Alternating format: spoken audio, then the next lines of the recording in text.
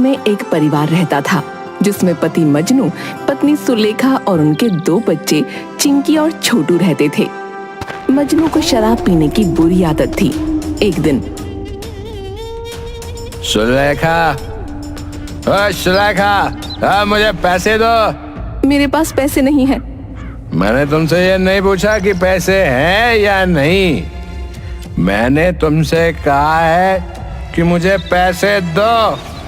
क्या आपको नहीं पता कि हमारे घर की स्थिति कैसी है? कितनी मुश्किल से घर चलता है और आपको शराब पीने के लिए पैसे चाहिए? क्यों? ढाबे पर जो कमाई होती है वो कहाँ जाती है?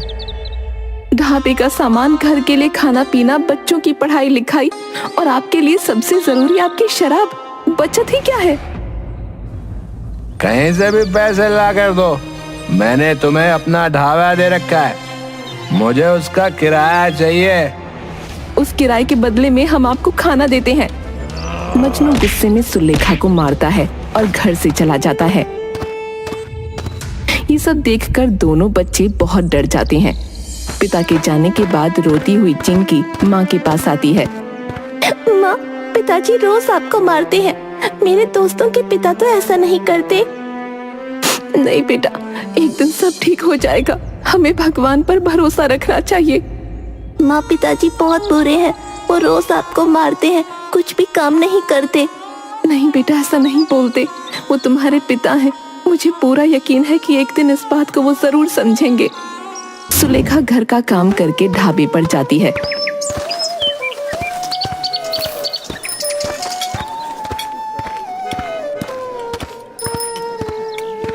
और खाना बनाकर बेचती है। वो बड़ी मेहनत करती, लेकिन मजनू की शराब पीने की आदत उसे तोड़ देती, रोज की तरह। बच्चों, अब तुम दोनों स्कूल जाओ, मैं ढाबे पर जाती हूँ। आज मुझे शाम को आने में थोड़ी देर होगी क्योंकि आज गांव में गुरु काका के घर खाना बनाकर देना है। माँ, आप बिल्कुल फिक्र मत कीजिए। मैं स्कूल से आने के बाद छोटू को खाना खिला दूंगी और खुद भी खा लूंगी। इसका पूरा ध्यान रखूंगी। मेरी समझदार परी। माँ, और मैं? तू तो मेरा राजकुमार है। उस दिन सुलेखा को आने में बहुत देर हो जाती है। मजनू रोज की तरह नशे में घर आता है और गुस्से में सुलेखा को बहुत मारता है। मजनू की मार से सुलेखा बीमार हो जाती है। दूसरे दिन सुबह। माँ, आप अभी तक सोई हो? उठो ना, हमें स्कूल जाना है। क्या आज आपको ढाबे पर नहीं जाना? आज बेटा मेरी तबीयत ठीक नहीं लग रही। माँ, आपको तो बहुत तेज बुखार है। अरे कुछ भी नहीं, अभी ठीक हो जाएगा थोड़ी देर में। चलो मैं तुम दोनों के लिए कुछ बना देती हूँ। नहीं माँ, आज आप आराम कर लीजिए। रात की रोटी रखी है, मैं तेल और नमक लगाकर ले जाती हूँ। छोटू को भी खिला दूंगी। क्या मैं आपके लिए डॉक्टर काका से दवा ले आऊं? नहीं मेरी परी, तूने मुझे हाथ लगा दिया, मैं ऐसे ही ठीक हो जाऊंगी। तुम दोनों स्कूल जाओ, मैं थोड़ी देर में उठकर ढाबे पर जाऊंगी। बच्चे स्कूल चले जाते हैं। सुलेखा न जाने कब बेहोश हो जाती है। स्कूल से आने के बाद चिंकी और छोटू अपनी माँ को बेहोशी की हालत में देखते हैं। माँ, आपको क्या हो गया है? आप कुछ बोलती क्यों नहीं? उठिए ना माँ, हमें भूख लगी है। सुलेखा कोई जवाब नहीं देती। छोटू, तुम माँ के पास बैठे रहना, कहीं मत जाना। मैं डॉक्टर काका को बुलाकर लाती हूँ। ठीक है दीदी, मैं यहीं बैठा हूँ, तुम जल्दी डॉक्टर काका को ले आओ। चिंकी दौड़ते हुए गांव के दवाखाने जाती है। डॉक्टर काका जल्दी चलिए, मेरी माँ को कुछ हो गया है। क्या हो गया है तुम्हारी माँ को? पता नहीं, मैं और छोटू स्कूल गए थे। जब वापस आए तो देखा माँ सोई हुई है, लेकिन वो कुछ बोल नहीं रही। हमने बहुत आवाज दी। मैं अभी तुम्हारे साथ चलता हूँ। सुलेखा के घर पर।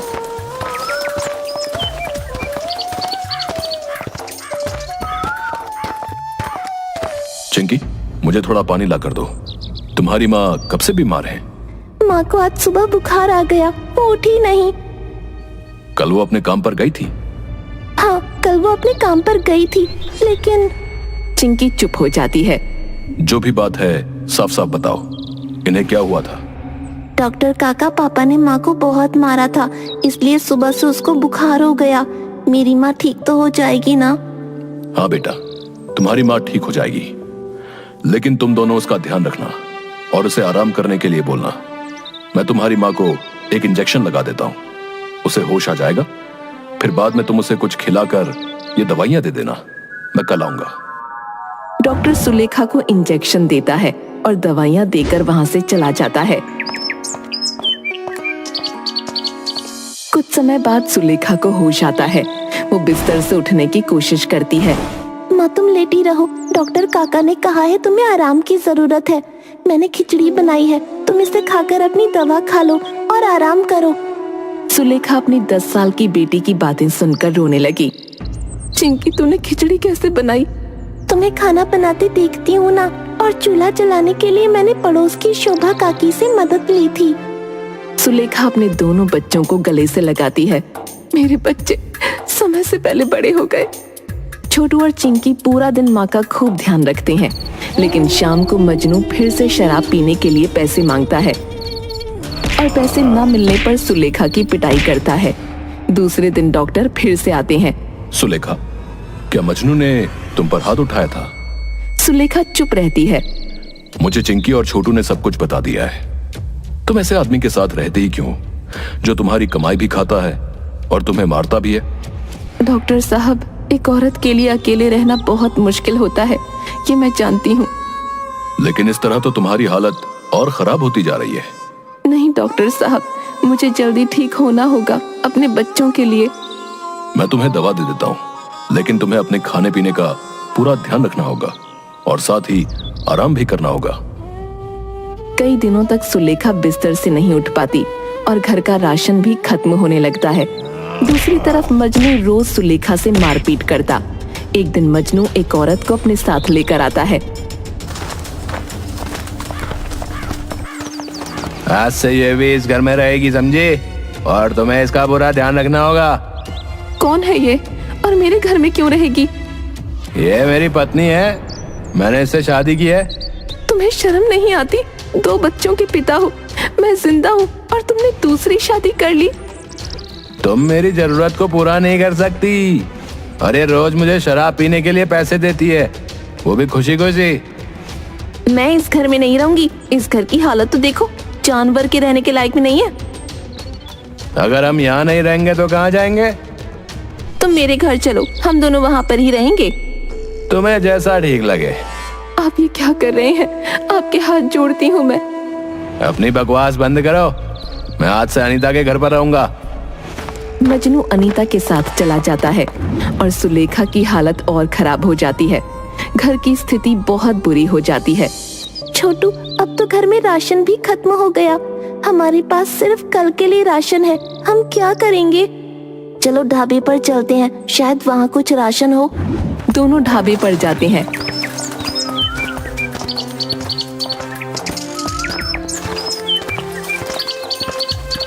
सारे डब्बे खोलकर देखते हैं, लेकिन वहाँ कुछ भी नहीं होता। छोटू, यहाँ तो कुछ भी नहीं है, अब हम क्या करेंगे? माँ को खाना कैसे देंगे?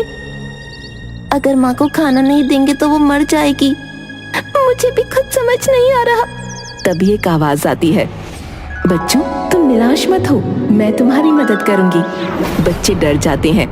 तभी वहाँ एक परी आती है। आप कौन है? बच्चों, मैं नील परी हूँ। मैंने तुम दोनों की सारी बातें सुन ली।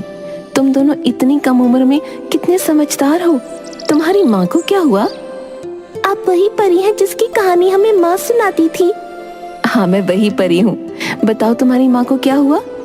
परी रानी, हमारी माँ बहुत बीमार है। हमारे घर में राशन नहीं है, ना ही यहाँ ढाबे पर हमें राशन मिला। हम अपनी माँ को खाना कैसे देंगे? और डॉक्टर ने कहा है कि हमें हमारी माँ का ध्यान रखना है, नहीं तो वो मर जाएगी। परी बच्चों को गले लगाती है। तुम्हारे पिता कहाँ हैं? हमारे पिता हमारे साथ नहीं रहते, वो बहुत बुरे आदमी हैं। उन्होंने मार मार कर हमारी माँ को बीमार कर दिया। मैं तुम्हें थोड़ा राशन देती हूँ, तुम उसे अपने घर ले जाओ और अपनी माँ का ख्याल रखो। परी रानी, आप हमें सामान के साथ साथ एक और चीज दे दीजिए। क्या चाहिए? लड्डू, पेड़े, मिठाइयाँ? नहीं नहीं, हमें वो सब नहीं चाहिए। हम बस इतना चाहते हैं हमारी माँ के काम में उनकी मदद करें हम, जिससे हमारी माँ को थोड़ा आराम का समय मिल जाए और वो कभी बीमार ना पड़े। तुम क्या करना चाहते हो? हमारी माँ अकेले काम करती है, पहले घर में फिर ढाबे पर। अगर हम दोनों भी उनके साथ काम करेंगे तो काम जल्दी होगा और माँ को आराम करने का वक्त मिल जाएगा। तो तुम दोनों इस ढाबे को चलाना चाहती हो? हाँ परी रानी। ठीक है, मैं तुम्हें ढाबे को चलाने के लिए बहुत सारा राशन दे देती हूँ और तुम्हारे घर के लिए भी। लेकिन मुझे तो खिचड़ी के सिवा कुछ बनाना नहीं आता, और खिचड़ी खाने ढाबे पर कौन आएगा? तुम बिल्कुल फिक्र मत करो, मैं तुम्हारे इस ढाबे को जादुई ढाबा बना दूंगी और साथ ही तुम्हें एक जादुई मसाला दूंगी। पहले तुम दोनों ये बताओ, तुम्हें खाने में सबसे ज्यादा क्या पसंद है? हमें तो सबसे ज्यादा शाही पनीर पसंद है।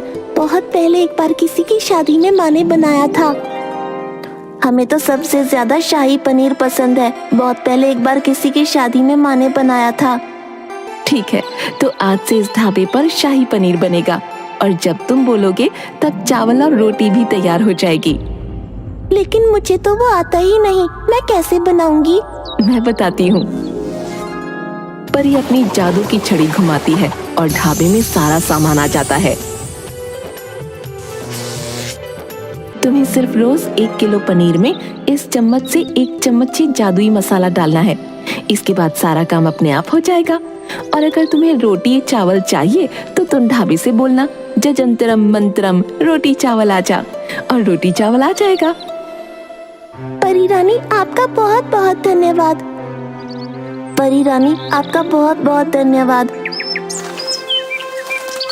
दूसरे दिन सुबह चिंकी और छोटू स्कूल जाने के बहाने घर से निकलते और जैसा परी ने बताया वैसा ही करते हैं। शाही पनीर की खुशबू से लोग खींचे चले आते हैं। अरे भाई, ये खाने की खुशबू कहाँ से आ रही है? ये खुशबू तो सुलेखा भाभी के ढाबे से आ रही है। लगता है सुलेखा भाभी ने वापस ढाबा शुरू कर दिया है। चलो, बहुत दिन हो गए, कुछ स्वाद का नहीं खाया।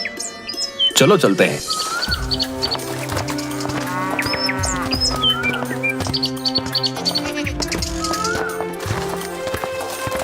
चिंकी, सुलेखा भाभी कहाँ है? और तुम दोनों यहाँ क्या कर रहे हो? आज स्कूल नहीं गए? नहीं चाचा, हम स्कूल जा रहे थे, लेकिन माँ की तबीयत थोड़ी खराब हो गई, इसलिए वो घर पर आराम करने चली गई। और माँ ने आज ढाबे के लिए शाही पनीर बनाया है। फिर शाम तक शाही पनीर खराब हो जाता, इसलिए हमें यहाँ रुकना पड़ा। अच्छा, एक काम करो चिंकी, 1 प्लेट शाही पनीर और चावल दे दो। क्या रोटियां भी है? हाँ सोहन चाचा, रोटियाँ भी हैं। तो मुझे 1 प्लेट शाही पनीर के साथ 4 रोटियां दे दो। ये लो खाने के पैसे। चिंकी पैसे लेती है। आप दोनों यहाँ बैठिए, मैं बस अभी आपके लिए खाना लेकर आती हूँ। चिंकी सोहन और मोहन के लिए खाना लेकर आती है। उस जादुई मसाले के स्वाद से दोनों चटकारे लेकर शाही पनीर खाते हैं और गांव के बहुत से लोग ढाबे पर आकर खाना खाते हैं। फिर तो ये रोज की बात हो गई। कुछ दिनों में सुलेखा ठीक होकर बच्चों के साथ ढाबे पर आने लगी। बच्चों, तुमने इतना स्वादिष्ट शाही पनीर बनाना कहाँ से सीखा? और तुम ये सब कैसे करते हो? आपको ही काम करते देखा था, बस सीख लिया। परी ने सिखाया। अच्छा, परी ने सिखाया? फिर तो अच्छा ही सिखाया होगा। आप घर का काम करके फिर ढाबे पर आया करिए। हम दोनों यहाँ आकर यहाँ का काम करके स्कूल चले जाएंगे। तुम दोनों को भगवान ने वक्त से पहले कितना बड़ा कर दिया। सुलेखा के शाही पनीर के चर्चे हर तरफ थे। एक दिन ये खबर अनीता तक भी पहुंची। तुम्हारे ढाबे के शाही पनीर के चर्चे तो जगह जगह हो रहे हैं। चलो, आज हम दोनों भी चलकर खाकर आते हैं। मैं भी तो देखूं क्या स्वाद है तुम्हारे ढाबे की सब्जी में। हाँ चलो, मैं क्या डरता हूँ? अरे मेरा ही तो ढाबा है। मजनू और अनीता सुलेखा के ढाबे पर जाते हैं। अरे अंदर जाकर बोलो कि ढाबे के मालिक आए हैं, इसलिए स्पेशल प्लेट बना कर दो। हमारे ढाबे पर हर आदमी स्पेशल ही होता है। मैं अभी आपका खाना लेकर आती हूँ। चिंकी खाना लाकर मजनू के आगे रख देती है।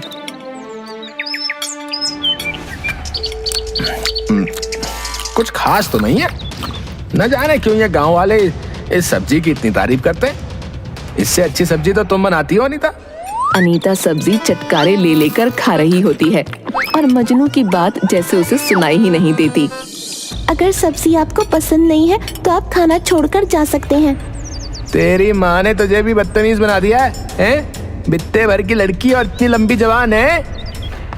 चिंकी पैर पटक कर अंदर जाती है और बड़बड़ करती है। इन्हें मेरी माँ का खाना बकवास लगता है। भगवान करे इन्हें दुनिया का हर खाना बकवास लगे, तब इन्हें पता चलेगा स्वादिष्ट खाने और बकवास खाने में क्या फर्क है।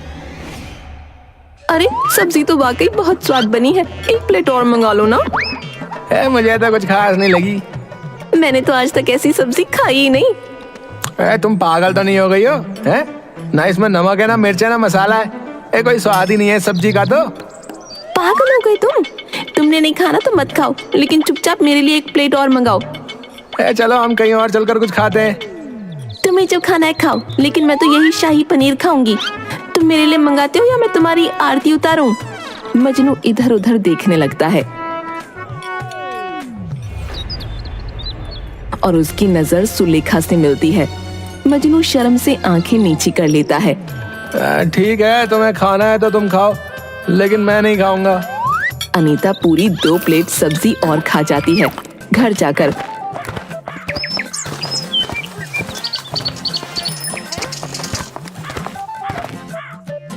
मेरे लिए कुछ खाने का बना दो। मैं कुछ भी बनाकर नहीं दे रही, सुबह का खाना रखा है, खा लो जाके। अरे ये कैसा खाना बनाती हो तुम? है ना नमक डाला ना मिर्ची डाली है। अच्छा, आज तुम्हारी पहली पत्नी के पास पैसा क्या आ गया? तुम्हें मेरे खाने में स्वाद नहीं लग रहा? कल तक तो यही खाना बड़ा स्वादिष्ट था। अरे मैं सच कह रहा हूँ, तुम खुद खा कर देखो। अच्छी भली स्वादिष्ट सब्जी है, तुम्हें ही स्वाद नहीं आ रहा। स्वादिष्ट? अरे गोबर जैसी। तुमने गोबर भी खा रखा है। इस बात पर मजनू और अनीता का झगड़ा होता है और मजनू अनीता को मारने के लिए हाथ उठाता है। अनीता उसका हाथ मोड़ देती है। अरे माँ, मर गया मैं तो। अरे इस दुष्ट ने मेरा हाथ तोड़ दिया। आई। तुम्हें क्या लगता है सिर्फ तुम्हें ही हाथ उठाना आता है? आज तुम्हारे रंग ढंग बदल गए, इसलिए मैंने भी अपना रंग बदल लिया। अनीता उसे घर से निकाल देती है। मजनू को किसी भी चीज का स्वाद अच्छा नहीं लगता, यहाँ तक कि शराब का भी नहीं। भाई मुझे एक प्लेट गोलगप्पे खिला दो। हाँ ये लो। कितना गंदा है ये गोलगप्पा भाई। इतना बकवास तो मैंने आज तक नहीं खाया। ओ भाई ओ, तू पहला आदमी है जिसने मेरे गोलगप्पे की इतनी बेइज्जती करी है। रुक जा, मैं तुझे बताता हूँ। वो मजनू को भगा देता है। फिर मजनू एक हलवाई की दुकान पर जाता है। ओ भाई जी ओ, मुझे एक प्लेट समोसे दे दो, बड़ी भूख लगी है। ठीक है, देता हूँ, लेकिन पहले ये बताओ तुम्हारे समोसे स्वादिष्ट तो हैं? मेरे समोसे सिर्फ इस गांव में ही नहीं, आसपास के 10 गांव में प्रसिद्ध हैं। एक बार खाओगे तो बार बार आओगे। फिर तो दे दो 2 प्लेट। ये लो अपने 2 प्लेट समोसे।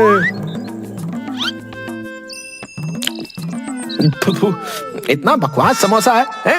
और तुम इसे प्रसिद्ध बोल रहे हो? मेरे समोसे में कमी नहीं है, तेरे मुंह में कमी है, तेरी नीयत में कमी है। शर्म नहीं आती तुझे? अनाज को फेंक रहा है। तेरी वजह से फेंक रहा हूँ? इतना बकवास समोसा बनाया तूने? रुक जा, अभी बताता हूँ तुझे मैं। हलवाई के काम करने वाले मजनू को उठाकर दुकान के बाहर फेंक देते हैं। 2 दिनों में ही मजनू की हालत खराब हो जाती है, लेकिन उसे कुछ समझ नहीं आता। तभी उसे मोहन मिलता है। मजनू, मुझसे तुम्हारी हालत देखी नहीं जा रही। तुम इस अनीता को छोड़कर सुलेखा भाभी के पास वापस क्यों नहीं चले जाते? किस मुंह से जाऊं भैया, मैंने उसके साथ इतना बुरा व्यवहार जो किया है। मोहन सुलेखा के पास जाता है और उसे सारी बात बताता है।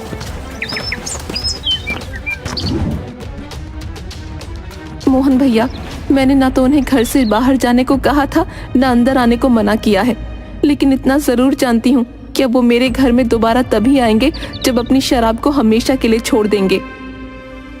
भाभी, उसकी हालत बहुत खराब है। उसे तो शराब क्या, पानी का भी स्वाद समझ नहीं आ रहा। मोहन और सुलेखा की बातें चिंकी और छोटू भी सुन रहे होते हैं। छोटू, मुझे पिताजी से कोई हमदर्दी नहीं, लेकिन मैंने देखा कि माँ उनके लिए परेशान है। हाँ दीदी, अब हमें क्या करना चाहिए? पता नहीं छोटू, पिताजी को क्या बीमारी हो गई है। दीदी, क्या हम परी रानी से प्रार्थना करें? हाँ, तुमने सही कहा। दोनों ढाबे पर जाकर परी से प्रार्थना करते हैं। बच्चों, मैं जानती हूँ तुम क्यों परेशान हो, लेकिन ये सब मैंने तुम्हारे पिता को सबक सिखाने के लिए किया था। अगर तुम चाहते हो तो मैं उन्हें वापस ठीक कर देती हूँ। हाँ परी रानी, आप उन्हें फिर से ठीक कर दीजिए। उनकी वजह से माँ बहुत परेशान है और हम उन्हें परेशान नहीं देख सकते। परी अपनी जादू की छड़ी घुमाती है। बच्चों, मैंने तुम्हारे पिता को उसके मुंह का स्वाद वापस कर दिया है, लेकिन अगर उन्होंने फिर से कभी शराब पी या तुम्हारी माँ को मारा तो मैं हमेशा के लिए उनके मुंह का स्वाद गायब कर दूंगी। चिंकी, छोटू और परी की ये सारी बातें पास खड़ी सुलेखा सुन लेती है और सब कुछ समझ जाती है। परी रानी, आपका बहुत बहुत धन्यवाद। आपने मुश्किल समय में मेरे और मेरे परिवार की बहुत मदद की। सुलेखा, गलत करने वाला जितना गुनहगार होता है उतना ही गुनहगार गलत को सहने वाला भी होता है। मुझे माफ कर दीजिए परी रानी, मैं आपकी सब बातें समझ गई। मैं आगे से इस बात का हमेशा ध्यान रखूंगी। मजनू अपनी जबान का खोया हुआ स्वाद तो वापस पा लेता है और साथ ही अपनी पत्नी सुलेखा की कीमत को भी समझ लेता है। वो दोनों मिलकर ढाबे को बड़ी मेहनत से चलाते हैं, लेकिन शाही पनीर चिंकी और छोटू ही बनाते हैं।